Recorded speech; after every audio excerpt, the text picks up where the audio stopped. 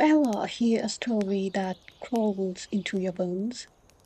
Not just because it's spooky, but because deep down, something feels real, even if you can't explain why. Tonight, let me tell you about a place in Seoul that locals walk past every day, completely unaware of what sleeps beneath the hill. It's called Nakseongdae, a sacred rise named after a falling star, and it's home to a legend so old, so whispered that most South Koreans wouldn't dare talk about it after dark. They call her the masked spirit of Nakseongdae, and they say she only appears when the mist rolls low, her white robes dragging across the forest floor, her face hidden behind a crimson mask, and her hands soaked in centuries of vengeance. First, let's go back, way back to the Goryeo dynasty around the 11th century. Nakseongdae originally means the place where the star fell. Legends say a comet struck the earth here the same night a boy named Gang Kam-chan was born. He grew into a brilliant military commander, the kind people still build shrines for. There's even a stone pagoda dedicated to him on the hill. But not all who walked that path were noble. See, buried beneath those temple stones is an even older tale, one that was never carved in wood or etched into scrolls. A story of a shaman girl, a jealous nobleman, and a betrayal so cruel that the land itself cursed the soul that wandered it. This is where her spirit lingers.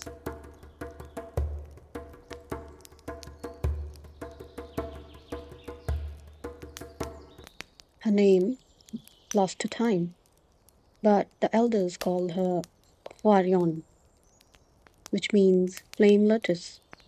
She was said to be a gifted mudang, a Korean shaman, chosen by the spirits raised by the forest. Hwaryon lived in a thatched home just below the ridge of Nakseongdae. She healed the sick, read omens, and when the villagers needed answers, they brought her rice wine and silken ribbons to hang from the trees. She was beautiful, but not in a courtly way, in a wild, untamed kind of way. With hair like raven's wings and eyes that made even the bravest men pause. One of those men was Minister Joe, a high ranking noble from the Goryeo court. He came to her in secret, said he needed a ritual, a blessing for his political rise. But what he really wanted was her. And when Hwaryon rejected him, he accused her of sorcery, said she had conjured demons, cursed the corpse, seduced men with folk spirit magic. She was dragged from her home in the dead of night, her shrine torn down, her sacred tools burned. The people who once honored her watched and did nothing. They say she was buried alive. Her final screams were muffled by earth and leaves, and the last thing she did was cast a curse.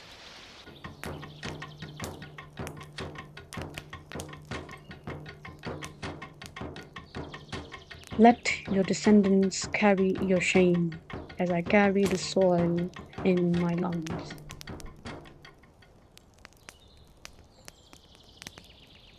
That should have been the end, but it wasn't.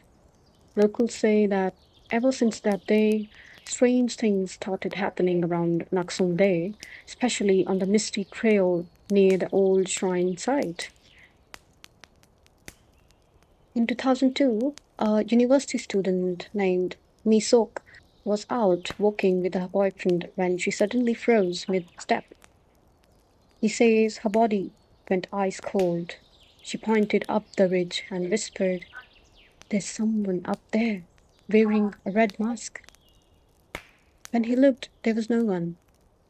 But when he turned back to her, she was gone.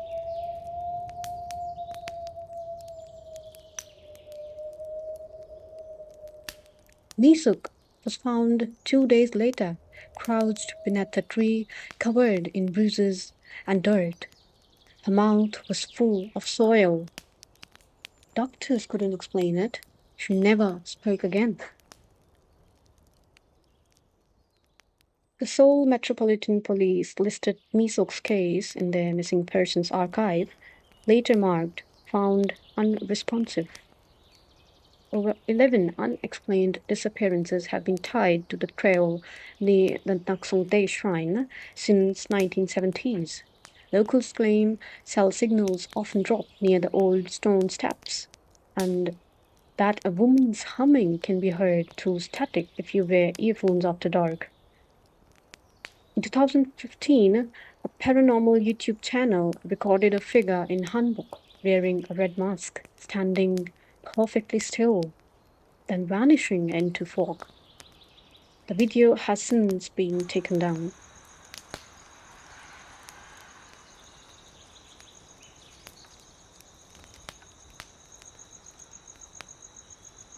The elders still leave their offerings, not for blessings, but to keep her at peace. They say if you walk the trail near the shrine after midnight and smell burning herbs or distant bells, don't look up the hill. Don't answer the voice that says your name, and never follow the woman in white, because her mask hides more than a face. Some believe it hides the earth that buried her, others say it holds all the rage of those wronged and silenced. Either way, once you see her, she never forgets you. Some nights in Seoul feel colder than others, especially near that hill where stars once fell.